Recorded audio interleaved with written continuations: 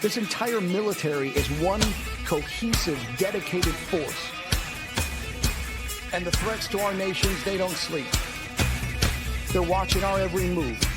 Iran, Russia, China, North Korea, ISIS, Al-Qaeda. They may be watching this right now. Our military should not be mistaken for a cable news gabfest show. We don't care what you look like. We don't care who you voted for, who you worship, what you worship, who you love. It doesn't matter if your dad left you millions when he died or if you knew who your father was. We have been honed into a machine of lethal moving parts that you would be wise to avoid if you know what's good for you. We will not be intimidated. We will not back down. We don't want war. But if you want war with the United States of America, there's one thing I can promise you, so help me God. Someone else will raise your sons and daughters.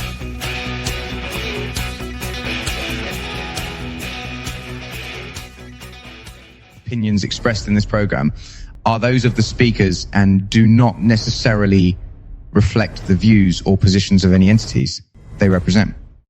Find us on the web at mbradio.us. Let's face it, life after service ain't always easy.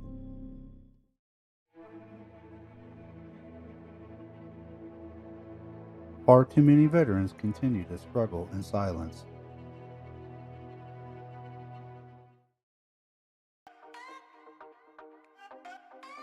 But you don't have to fight this battle alone, because we are here to help.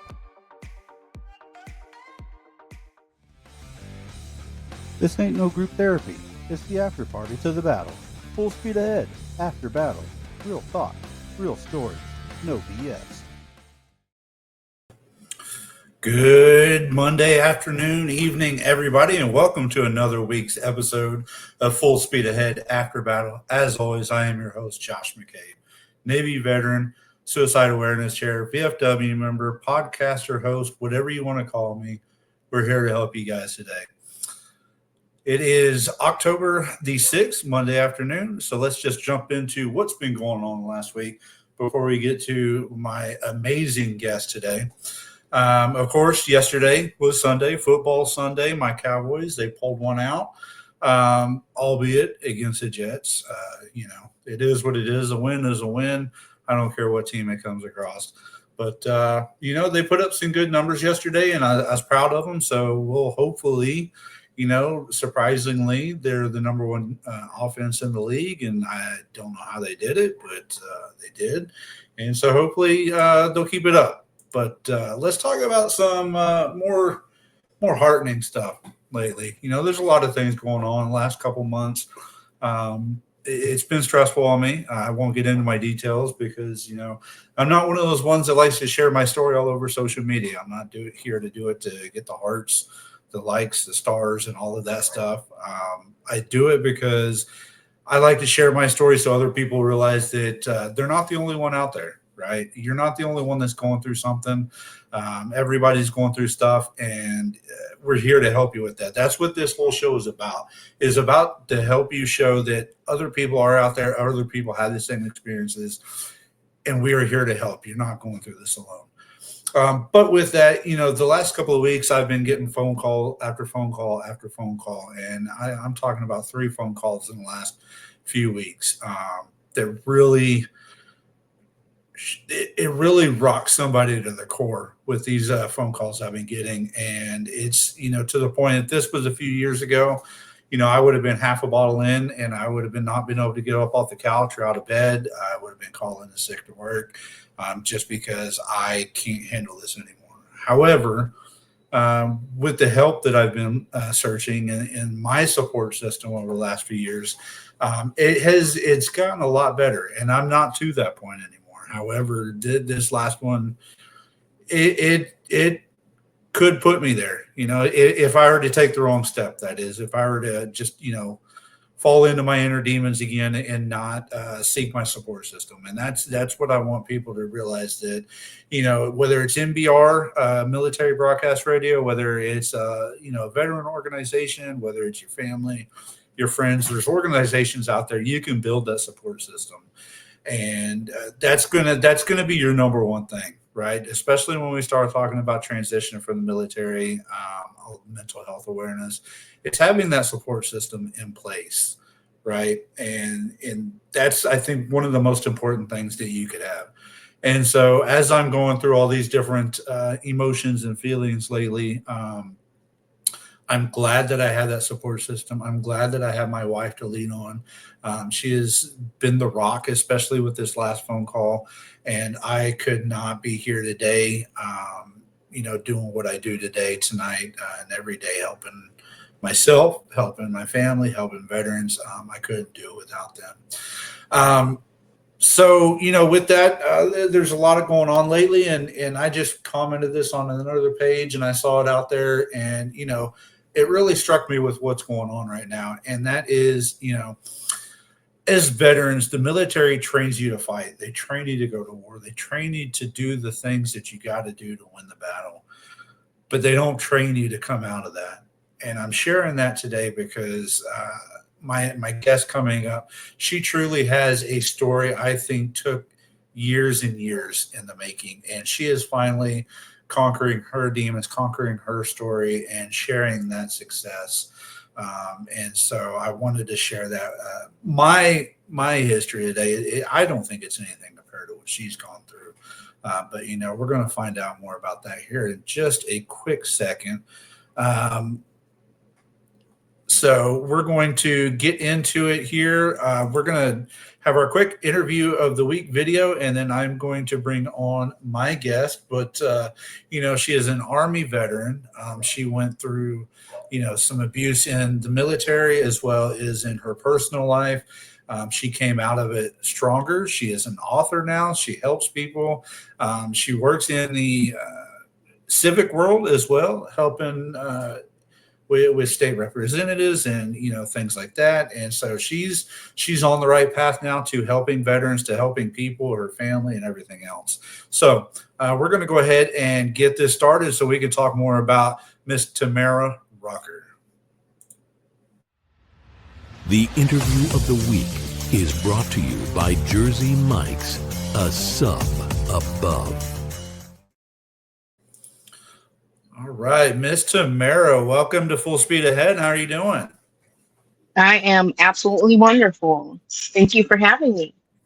Yes, I'm absolutely happy that you're here. I saw you on one of the pages and I reached out to you.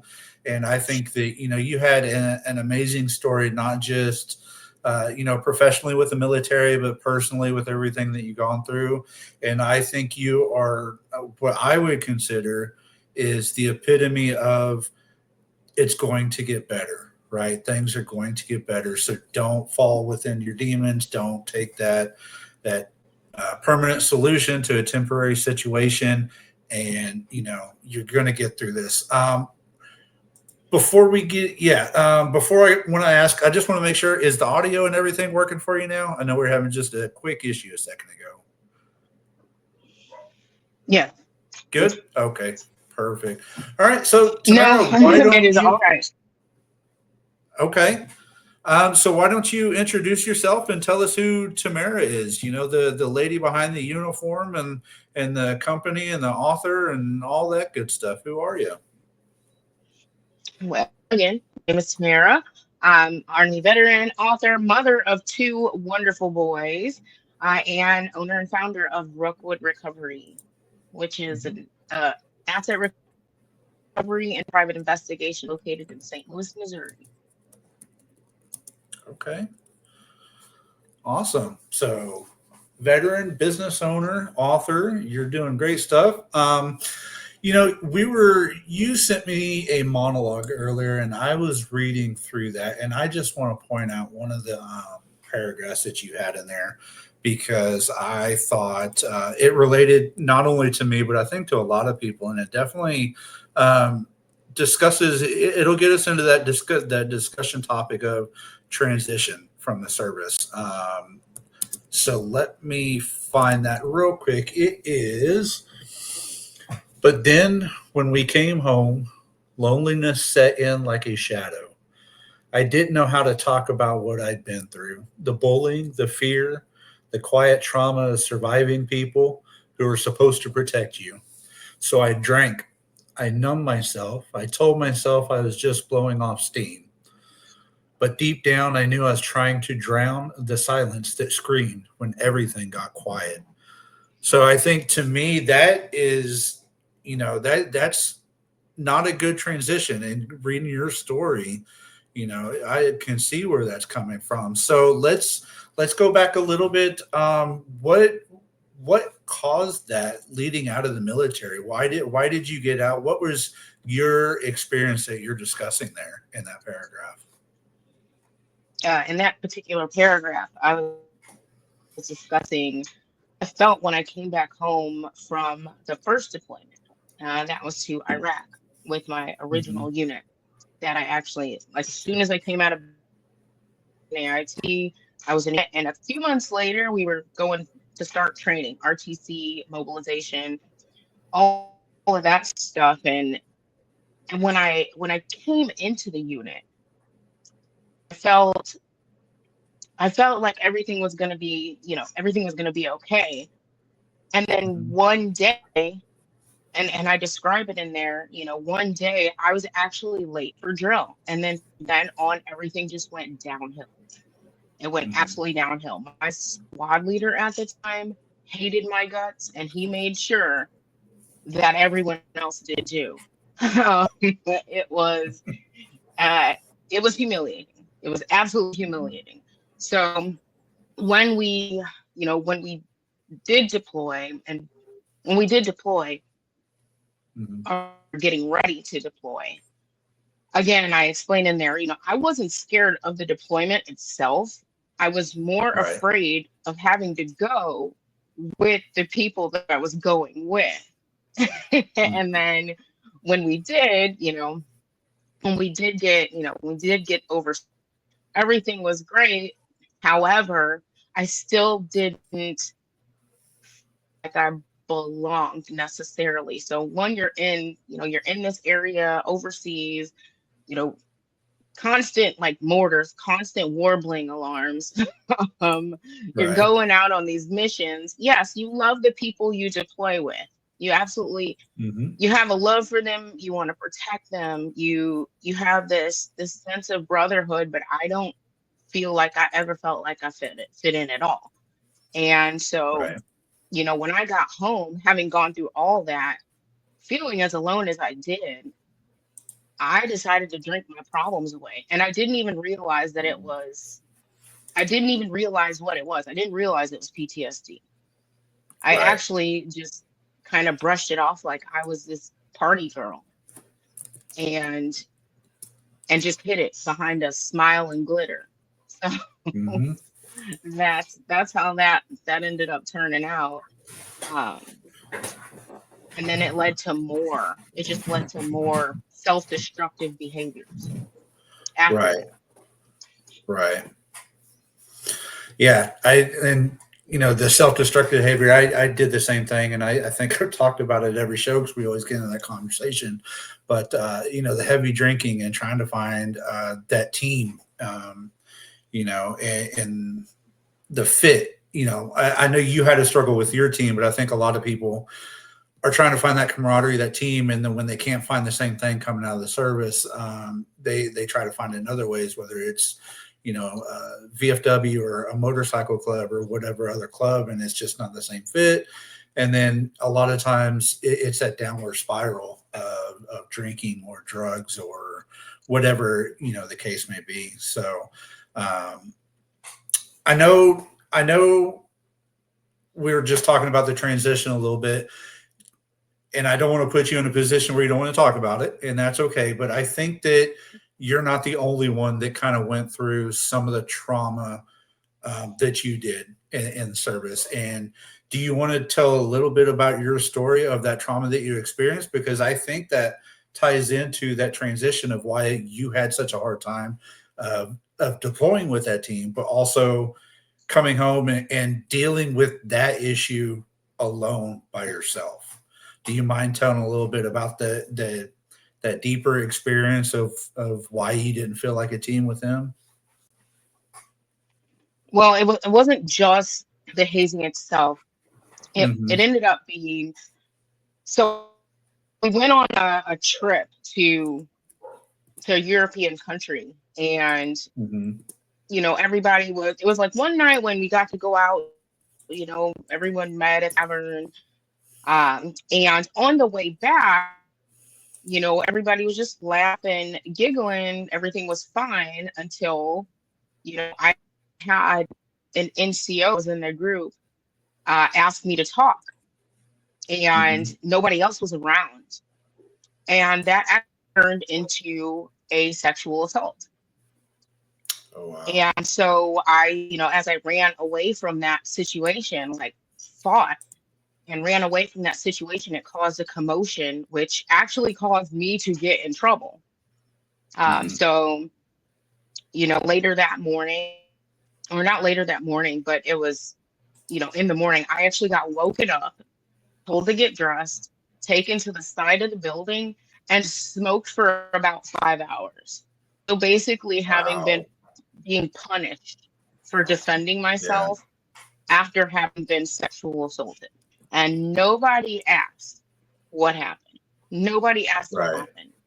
And I know I described in that story, until one female sergeant, when it was her turn, because what they did was they had sergeant after sergeant after sergeant kind of take their turns, like hazing me, smoking me. Mm-hmm. One, she found it really humorous to make me roll around in my own vomit. Um, and so I didn't say, I just endured it. I didn't say, but once that one female sergeant, she asked me why. And I told her why. She was just like, "Hey, stop. Wait a minute. What?" And then, she took me upstairs to tell our command that was there on the trip at the time. And they had the guy apologize, and they said, he's like, "Please don't report me." And I knew I should have reported this man, but I Mm-hmm. didn't want to be known as more of a troublemaker, even though I wasn't the one Right. making trouble. Um, Yeah. and so, he apologized because he was drunk. I later on, I actually found out that he was actually supposed to be on duty, but he was so hammered that he didn't make it to be on duty. So he didn't have to apologize, but he did apologize specifically for the sexual assault in front of everybody. Mm-hmm. But it was a one drill later, after I went to drill, and we came back from Europe by that point in time. But after drill was done, I get a phone call when I get home from this again, a random sergeant stating that I was supposed to be in drill in Iowa. And so I just Wow. went through drill with the unit, my home unit, and then I find Mm-hmm. out that instead of transferring my assaulter out, they transferred me out. And I Wow. didn't want to go anywhere, but I Right. had to because, well, that's where I was assigned. So I ended up having to drive hours and hours to and from drill for a while. Wow. But I felt like I lost faith in the people I was trying to be friends, get close to trust them. Mm-hmm. It felt like the one thing that I actually extremely proud of, having joined this, and my family was super proud of me. So, in Yeah. front of them, I'm wearing the uniform, I wear the uniform, smile, act like I'm proud, take pictures. But inside, I'm like, the one thing that I'm supposed to be proud of right now is the one thing that's making me feel like I want to give up on life. Yeah. So, but I also had to remember I'm still serving a bigger purpose than myself, Mm-hmm. because the military still meant so much to me. And I Right. convinced myself, just because these people suck, or this person Mm-hmm. sucks, or that person sucks, doesn't mean the whole military sucks. But I Right. wasn't seeing, at that point, I just wasn't seeing any light at the end of the tunnel. So again, in my private life, or in my home life, I continued to drink. Like, bottles of tequila. Yeah.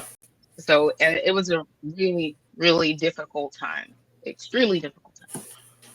I couldn't even imagine what something like your experience, what that would be.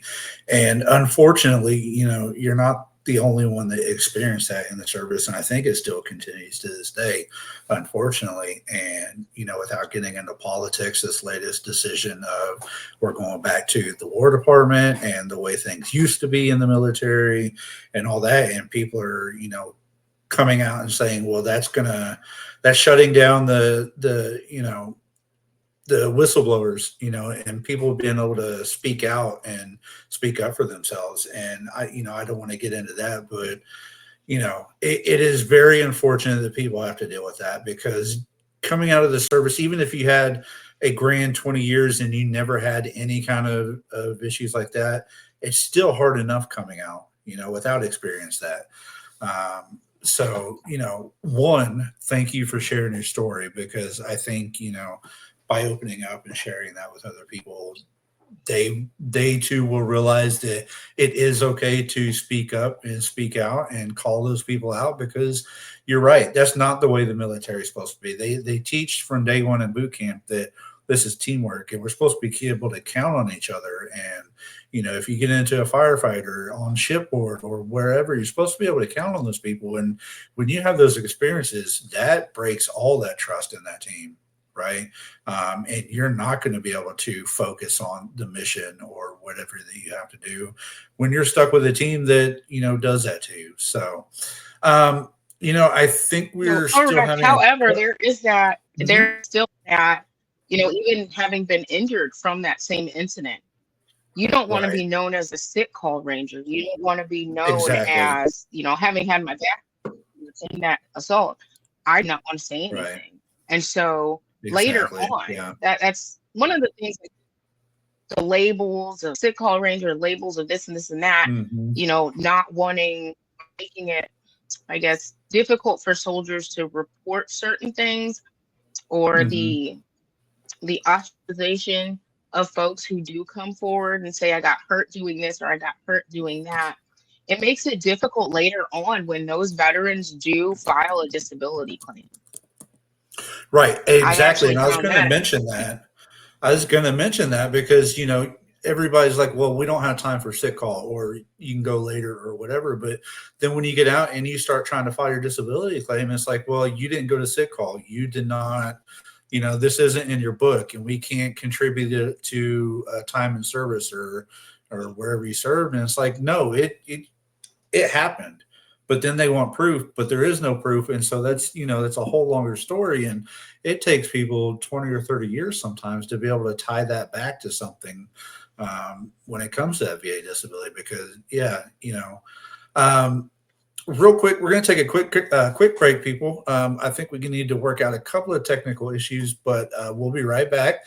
Again, we're talking with Tamara Rucker. She just shared her transition story, her struggles in service. And when we get back, we got a little bit more on that. And then we're going to talk about the hero that she became for her family and others. So we'll be right back after a quick video.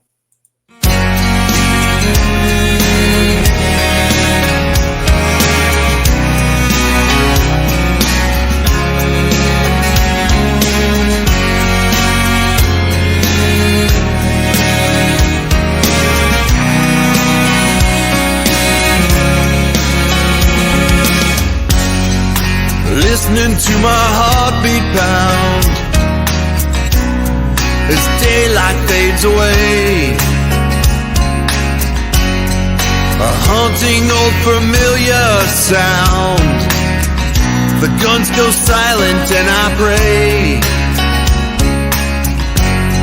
I'm reading all your letters. I can't get you off my mind. Smoke the day's last cigarette. Thankful I'm alive. Mine's not to wonder why. It's just to do or die. Mine's not to wonder to do or die.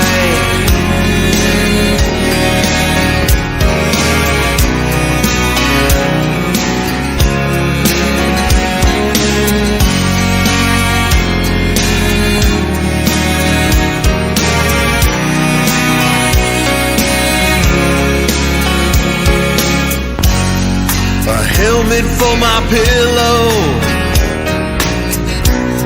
I rest on broken glass. Only heaven knows how long can this all last. I lived another day, but troubles all around. The guns have fallen silent tonight, but the silence is so loud. Mine's not to wonder why, it's just a do or die. Mine's not to wonder why, it's just a do or die. I look up at the stars, through smoke I see the moon, and I wonder where you are at home tonight, if you can see it too. Another burning city lights the fires in the night. I lie to myself and say that I'm not afraid to die. This war is taking me so far from you, and if we meet again, I'll hold you close and never let you go. But until then, mine's not to wonder why, it's just a do or die. Mine's not to wonder why, it's just a do or die. Mine's not to wonder why, it's just a do or die.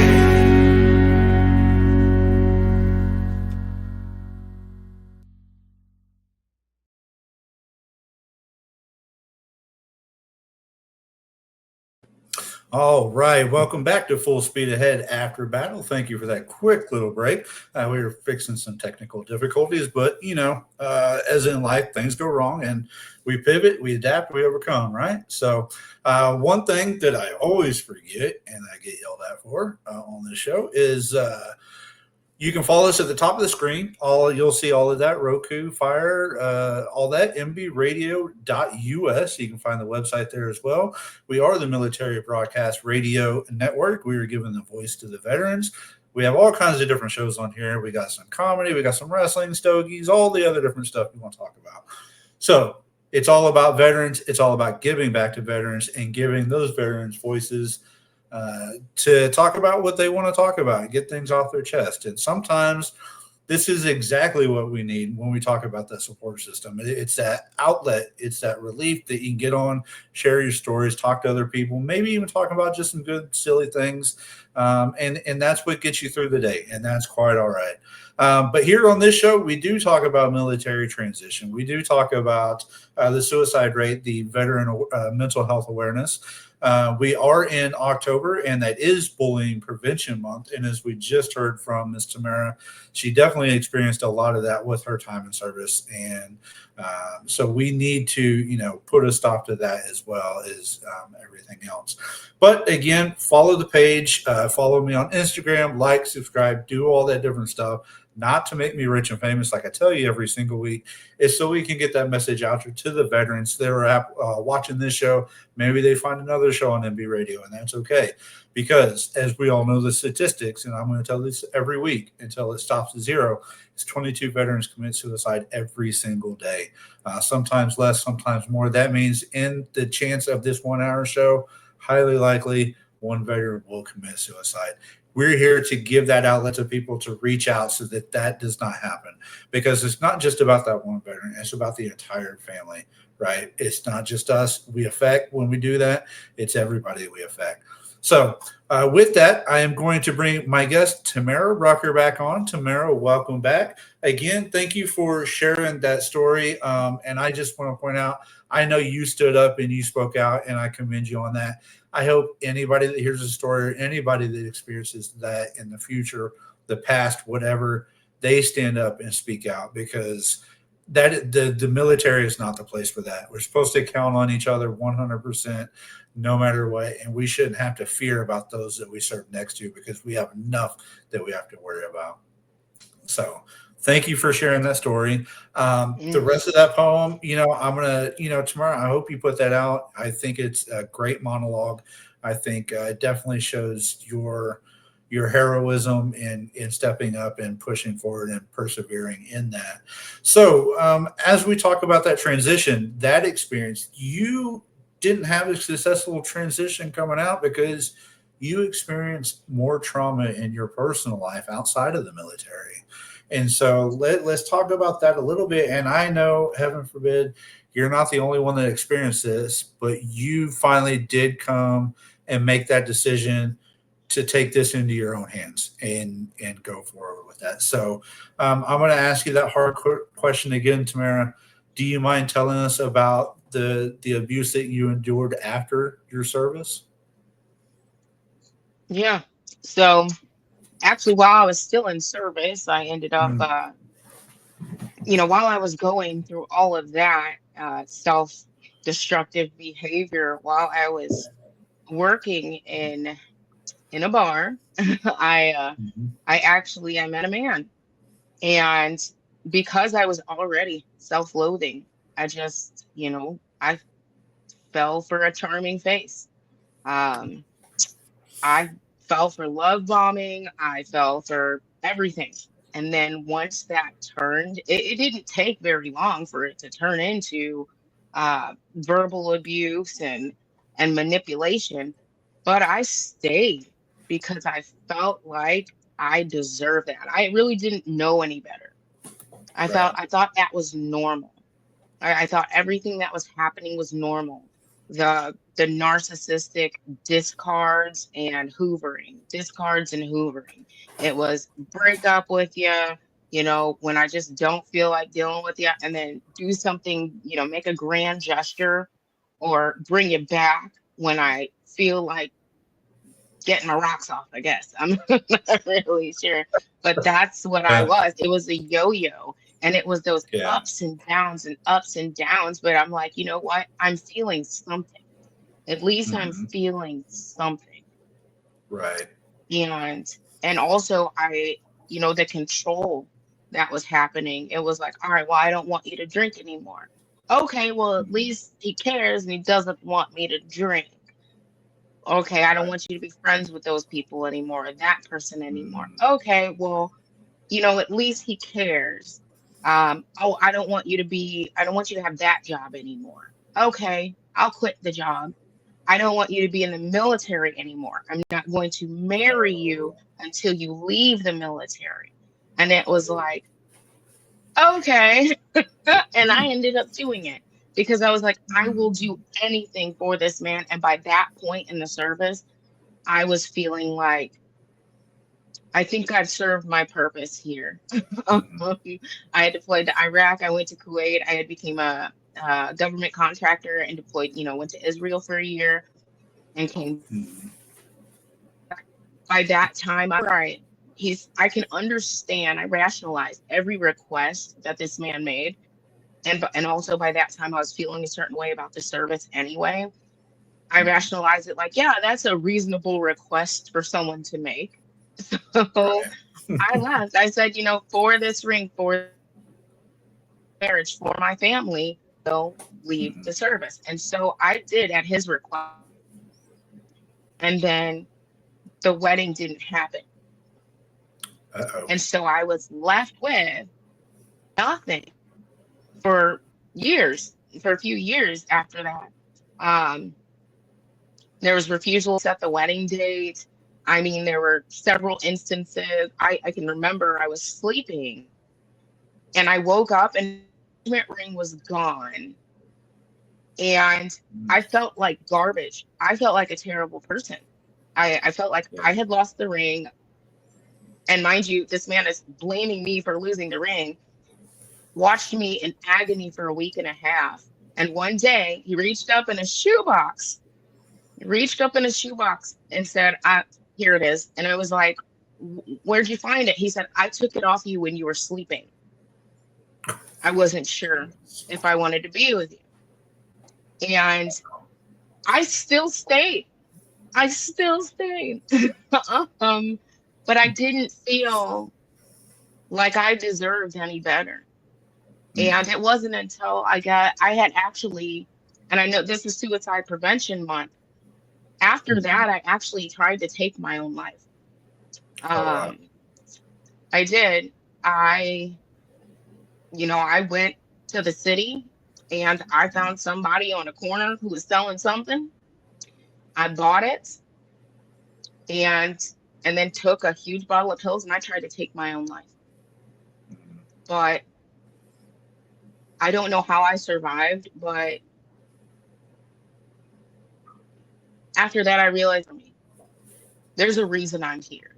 And I also found out that I was pregnant with my first child. And I was extremely surprised that my child wasn't hurt from that. I was actually afraid that he would be harmed from that when I found out about it. But after that, I told my family, I said, drop me off at the VA. And I was still, self-medicating myself. When I found out I was pregnant, I got sobered up. But then, family gathered together there and I let them know I was pregnant. And it was like, what are you going to do? And I said, drop me off at the VA and leave me there. And I will figure out the rest. And so that's when, there's this thing called Bell Street that they have at the VA here. And I was one of the first pregnant female veterans to go through that program for, it's a whole mental health team, basically. A whole mental health team that helps with recovery, addictions. And I mean, I still talk to them to this day. They're amazing. They're absolutely amazing. I didn't know it existed until then. But they embraced me because I was pregnant. And there was also certain programs that administration was, that current administration was implementing for pregnant female veterans. And so, I was so susceptible to all kinds of stuff. But again, I stayed. I stayed. And I didn't think I deserved any better. And if you want me to go into, how that treatment ended up playing out, I can do that. But, looking at my little ones, it was like, something's got to change here. Something's got to change. I can't keep doing this. Couldn't keep doing it. Yeah, I don't blame you. And for me, I thank you for still being here.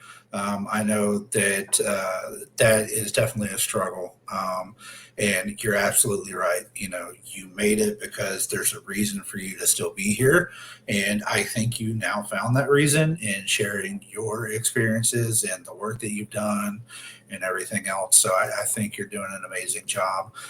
So we've been talking about a lot of the traumatic side of your life, right? And I think those stories there go to show how strong of a person you are by picking yourself up and getting through them. And now we're going to talk about the successes in your life. Of course, you've got 2 sons now, right? And I know they're doing great. Yes. But you've also, you made a businesswoman. You're an author now. So let's talk about what I think is interesting is your recovery business. Why don't you share a little bit about that for us? All right. So, I was sitting there with 2 kids, 2 kiddos, staying home. I told you I left the military at my, then I guess at my, I guess at that point in time, it was fiance's request. And by the time I had, it was right before we had the second child. That's when we actually got married. And so by the time I had 2, I look at them, I'm like, man, I don't know what I'm doing right now. Like, what am I doing? It was, constant abuse, constant verbal abuse. It turned physical a couple times. And then he invests in, real estate. He had rental properties. And I knew a lot about unclaimed property, right? And he wanted to try to purchase tax sale properties. And so I started digging into tax sales. But I actually ended up, when you go on the far side of YouTube, when you're looking at one thing, but then you start getting into something else. And I started realizing that surplus was a thing. And I'm like, all right, I know about unclaimed property. I know about surplus. Let me see how I can turn this into a business. And I had already been a military police officer, already been a corrections officer, was already familiar with investigations.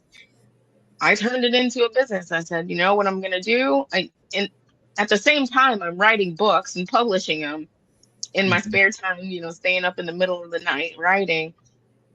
But I started that business and I took on my first claim, and it was really difficult to do because counties do not like when you dip into their funds. Okay. And it's not their funds. It's not their funds. First of all, it's not. I found out exactly what they were doing. And so, all right. So if a person doesn't pay their real estate taxes for 3 years, what the county does, most counties around this country, they sell that home at auction. Now, 9 times out of 10, it's going to result in a surplus. So say if someone owed $5,000 in back taxes, but at the auction it sold for $100,000. Most people don't know that $95,000 difference belongs to the homeowner.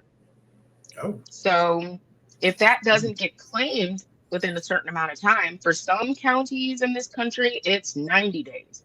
But in my state, it's 3 years from the date of sale. But that first year where their money's not even eligible to be claimed, for some odd reason, that counts in that 3 years. So it shaves time off. So people actually have even less time to claim their money. And I said, you know what? I'm going to take on the county. I think I want to take on the county. And I think I want to help people. I want to help people do this. This is not fair. This isn't fair. And I can add value to my community. Not only can I add value by helping others and show my kids too that you can help people. You can use your skills. You can use your brain. You can do this. You don't have, it doesn't matter if you're a little guy. It really doesn't. Yeah.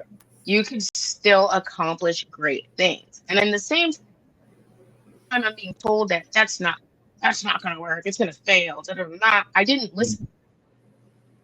That was at that point, I stopped listening completely. Yeah. And I said, I'm going to make this work. And with unclaimed property, as long as your LLC, as long as you're able to get tax clearance, you can, in our state, you can actually be an air finder for the state treasury.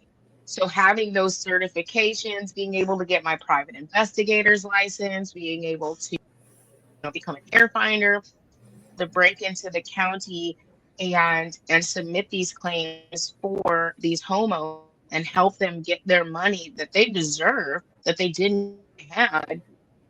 I said, this is amazing.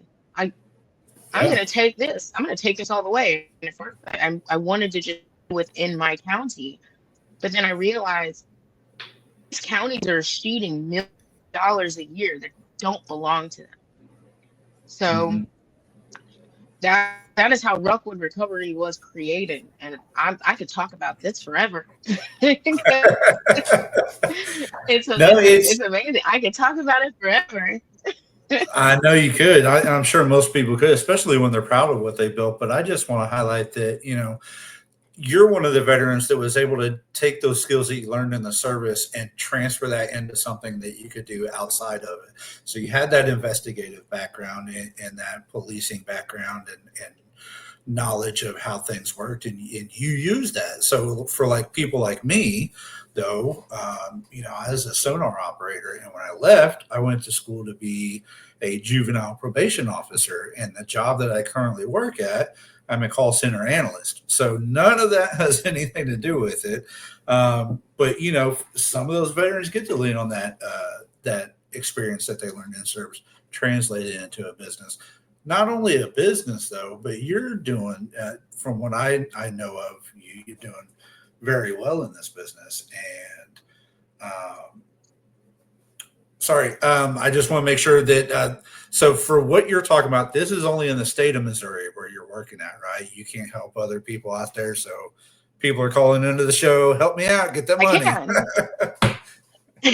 So I can. So, also registered, Rockwood Recovery is also registered CDR, which is Claimant Designated Representative for the Georgia State Treasury, as well as California.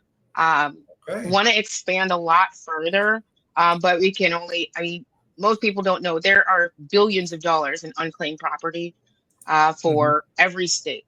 Every state has a state treasury, and every state has an unclaimed property division. And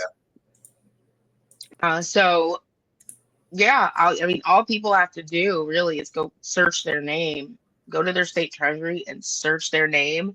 On our website, Rockwood Recovery website, there are, the laws, rules, and regulations for all states, Missouri, Georgia, and California. And, search your state treasury website, search your name, search your deceased relatives. You may find money, and it's a fact. 1 in 5 people have unclaimed property, whether it's $10 or whether it's hundreds of thousands. And 1 in 5 people have unclaimed property. So we do actually help other states. We can't really expand that much further without more agents. So I want to make this bigger. And unclaimed property is not the same as tax foreclosure surplus. I want to be very clear about that. One is state level, unclaimed property is state level, and tax foreclosure surplus is county level. So yeah, I'm glad you explained that, because when I've seen like this type of stuff in the past, I always thought it was a scam of people trying to scam me out of some money. But I think what you're doing is like you said, you're helping out your community now, and I think we know more people like that trying to help out their community and trying to get them that money, because if they're already on foreclosures for a few grand, they're already struggling for money, they're already hurting in life. Oh, yeah. And what you do is that was a common That was a common thing I actually ran into when reaching out to folks. They thought it was a scam. And one thing I want to do so bad is bring asset recovery out of the shadows. Like, I don't understand why so many recovery specialists and investigators just kind of hide in the shadows, and they don't advertise. They don't speak at county council meetings. They don't, these tax foreclosure statutes are so vague. They give every county the ability to do whatever they want to do or handle surplus the way they feel like it. So it's very consistent, especially even across my state. It's very inconsistent from county to county. One pays out, one drags their feet. There's no timeline.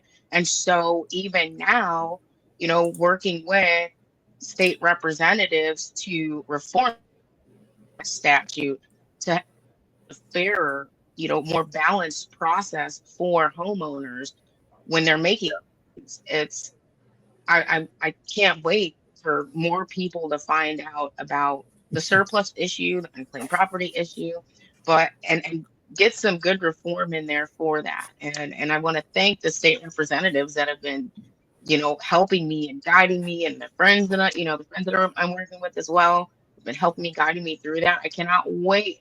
I cannot wait to see that on the legislative agenda. Good. Yeah, I think that's definitely going to help out more people. So it's amazing work that you do. Thank you for that. I did also, if you can see it on the screen, people, that is the Facebook page for Rookwood Recovery. So you can go on there and reach out if you need some assistance from her, or you can go to that website and do it that way. But we are going to take a quick break. And then when we come back, we're going to wrap up with Tamara. She, I think, has found an outlet in writing. I think, a lot of people need to find that outlet. And so we're going to discuss that. And she's got some great books out there. If you can pick them up, we'll find them. We'll talk about it here in just a second.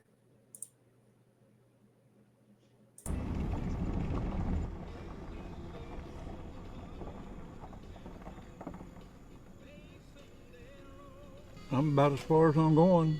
Welcome home. I'm sure your family and all your friends are going to be glad to see you. Thank you, sir.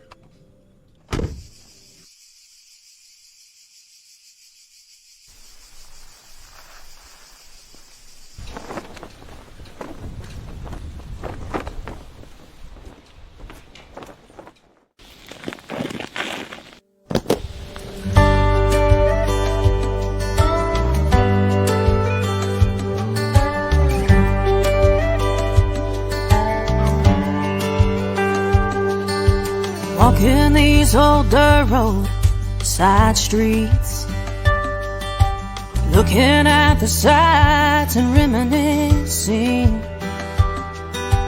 wondering what's changed since I've been gone. I'm coming home.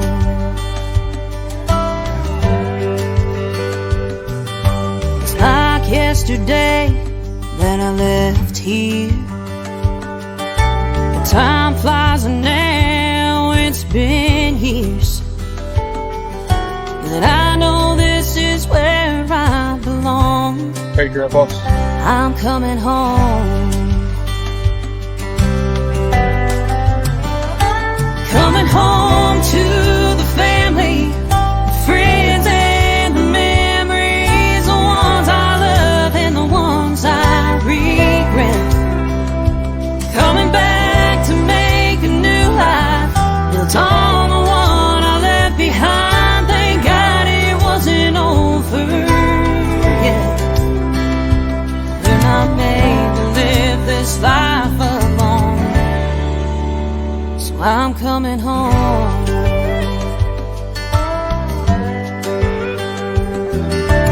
Fear almost stopped me from returning. Thought others won't forgive the bridges burning, but I'm planning to rebuild what is gone now that I'm home.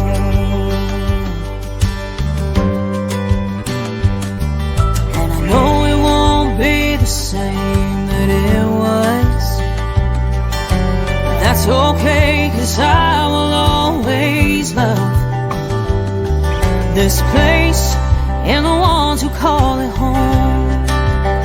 Yeah, that's my home. Coming home to the family, friends and the memories, the ones I love and the ones I regret. Coming back to make a new life, built on the one I left behind.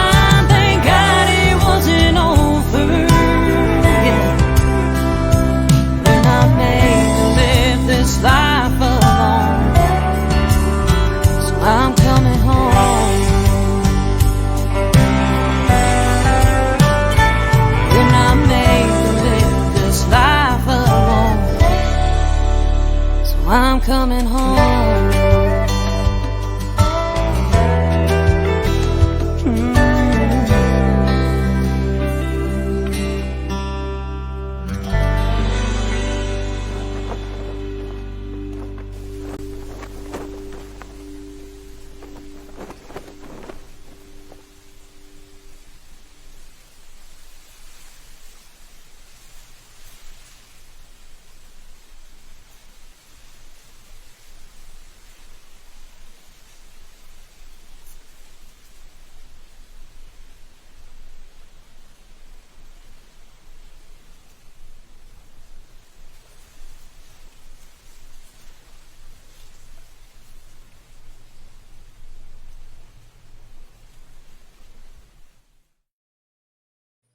All right, and we are back on Full Speed Ahead After Battle. That was Cynthia Roush with I'm Coming Home. And during the break, Tamara just reminded me also, if you go to missingmoney.com, that'll be for you to look in. You can put in your information and it will let you know if you need to enlist services from people like Tamara to help you find some of that lost money. So before we wrap up for the evening, like we said just before we went off for break, a lot of people need to find that outlet, that thing that, keeps them busy, keeps their hands not idle, as you say, idle hands. But you are an accomplished author, I'm going to say, because you got 3 books out. So what got you into wanting to write books and the different styles that you've written? What got you into that? So the first book that I had wrote, what woman doesn't think about that? That's Star for Stripes and Turtle Seduction.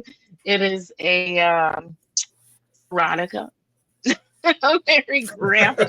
It's not for children, I would say. Okay. The second one, the second book I wrote, now mastering the art of guided meditation, and that I wrote that book when I started doing, acupuncture, going to just delving deeper into how to connect with myself more spiritually. And as I, continue to go to church, as I continue to draw nearer to God, meditation is a huge part of that. Like, what is prayer but really deep meditation? Right. Prayer in itself is a form of meditation. And so, the Serene Path was just, it was more to help people learn to focus their energy and find that deeper place within themselves that they can find some peace. And when I wrote Breaking the Chain, strategies to deal with a narcissist, I was, stuck in a narcissistic relationship. And I said, I'm gonna study this. I spoke with, I can't tell you how many, I really can't tell you how many psychologists, therapists, counselors I spoke with in order to write that book, because I was receiving services myself. And so they would, refer me to other psychiatrists and psychologists. And I was able to actually write that book. And the crazy part is I ended up having to my own advice in the book. And I referred back to my own book. I wanted that book to help people, but I think I more wrote it to help me. It's a guidebook on how to get out of it, how to keep it from destroying you internally. And I ended up needing to refer back to my own book to help myself in healing and dealing with what I was going through at the time. Yeah. And I think that's a big message because when I talk to a lot of people, it's when you become okay with opening up about your story and sharing your experiences with people, that's when you can really start to help other people with them. Because, if you go out and tell them what to do and you haven't been there and accepted your own pain and your own issues, then you're almost like, a hypocrite in a sense. But then, to your point, it gives you something to look back on. I know you have those memories and you can think about the stuff all the time and how did you get out of it, but it's not the same as putting it into words, right? Putting it on paper and then sitting there and going back and looking at it. Okay, that happened to me. I got through it though.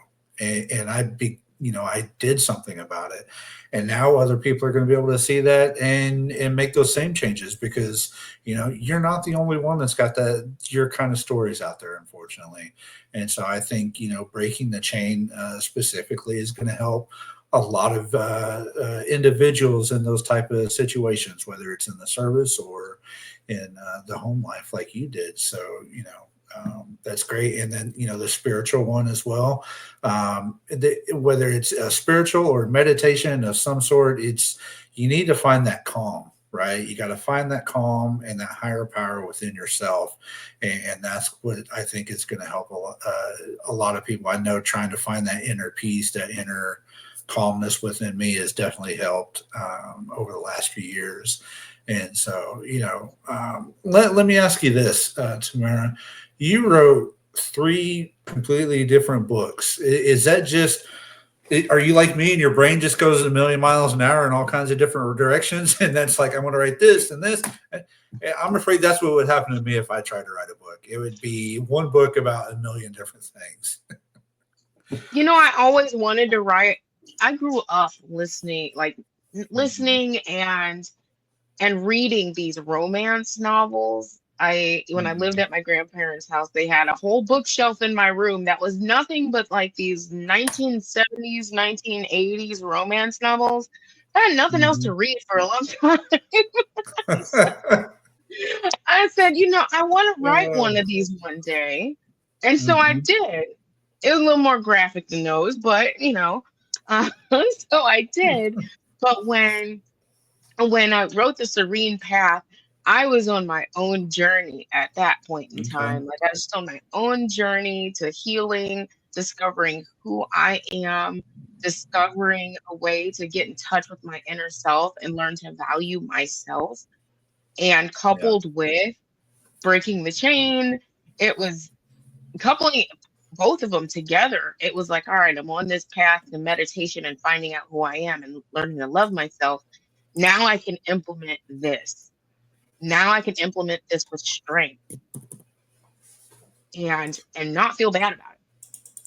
Yeah. And not feel bad about it. I can exit the situation because I know who I am. I'm able to step back, think, meditate, get into a deeper mindset instead of focusing on this surface level stuff. Right. So it really helped. That is great. So for everybody listening, you can find her books. I put the link in the comments. They're on Amazon. She's got the Kindle editions, the paperbacks. What's the next book? Do you know yet? The next book is going to be an autobiography. Oh, there you go. It's going to be an autobiography. I am working on that now. Now, granted, my story is not finished. I still got a lot of stuff that I want to accomplish coming up here. Absolutely. But I'm writing it as I go along. And I don't know if you could tell, I love to talk. So it's going to be a thick book. Thick. There you go. Second, third, fourth editions coming out every couple of years. Oh yeah. Yeah, that's great. So, author, business owner, service member, you've done it all. You raised a family, kids. I am happy that you were able to go through your struggles and find your peace and your success, because I think a lot of people, when we talk about those transitions, they struggle. And that is, I would like to say, arguably the number one factor in veteran suicide is that transition, because they lose their mission, they lose their purpose. I know you struggle with it. You found your way out, and I'm so happy that you're still here. You're still kicking. You're still helping people out in so many different ways. So thank you, Tamara, for being here, not just on the show, but in life. That way you can share your story with everybody else. I want to give you a couple quick minutes for any final thoughts, final words, to share with anybody out there listening, something that you want to put out into the world to make people be better about themselves. I'd say for whether you're a female or male veteran, from my experience with the VA, I have an amazing mental health team. And a lot of folks don't, know about the whole community care thing. If you can't get an appointment in a couple of weeks, utilize community care. You can go to whatever psychiatrist, psychologist, counselor you need to go to. And the VA will cover that. I do believe that is for 50% and above. I do believe Mhm. it's for 50% and above. I Yep. wouldn't know what it is for under 50%. If you're 50% Right. and above, I know that, that community care option is available, especially through Champ VA too as well. Mhm.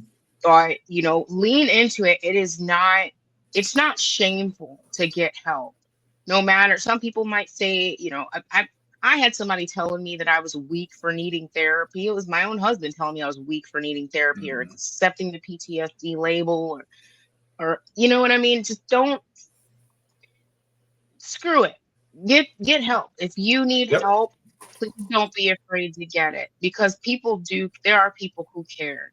There are so many people out there who care. It might not feel like it right now. If you're feeling this way right now, it might not feel like things are going to get better, but they can. And there are people out there who are there to listen, who are there to help guide you through it. I know it can feel suffocating Mhm. and like maybe no one's on your side, but if you seek it out, you can find somebody to be on your side to help you through that. And don't give up because it does get better. It really does. Um, Yeah.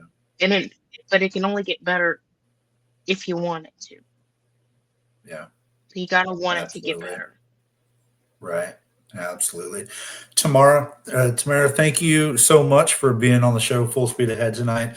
I can't tell you how strong of a person you are to still be here with everything you've gone through, becoming a success with your stories and your business and the politics that you're working on with other people. So thank you so much for being here and sharing your story. And I hope we get to talk again soon. Okay.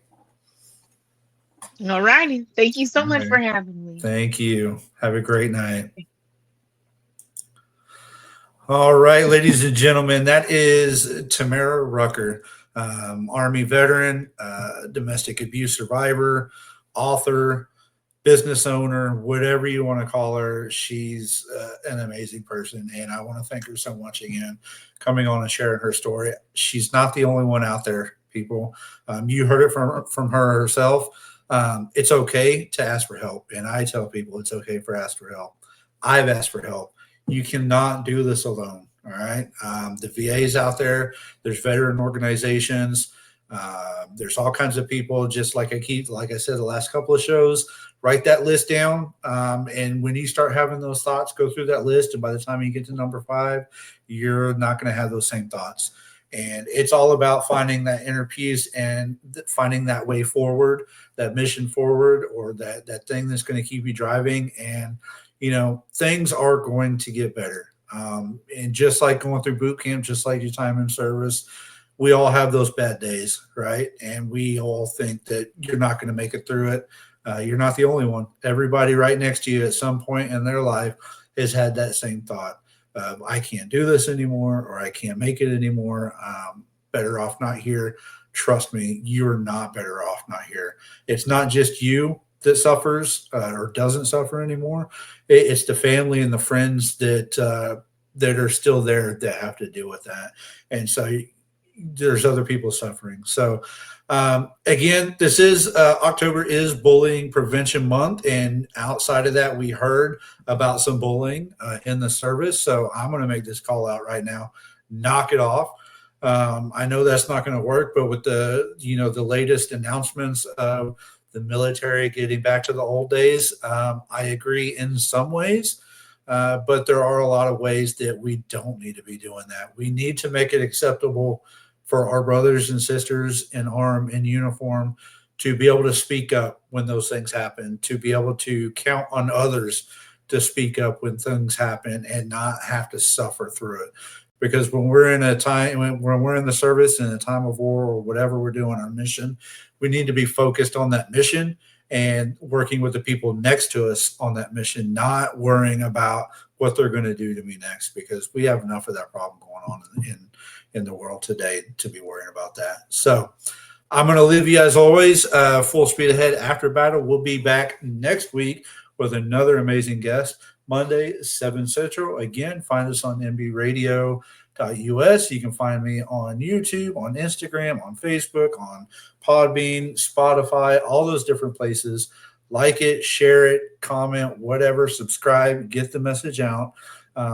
Not for me, but for those out there looking for that sign to keep going forward, because this is your sign.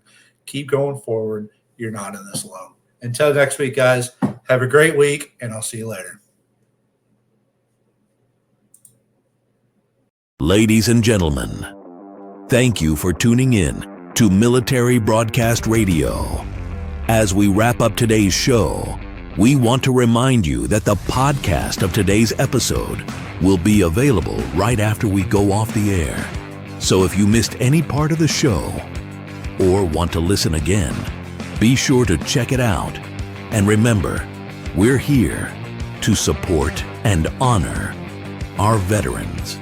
Your stories and experiences matter, and we are committed to giving you a platform to share them. That's right.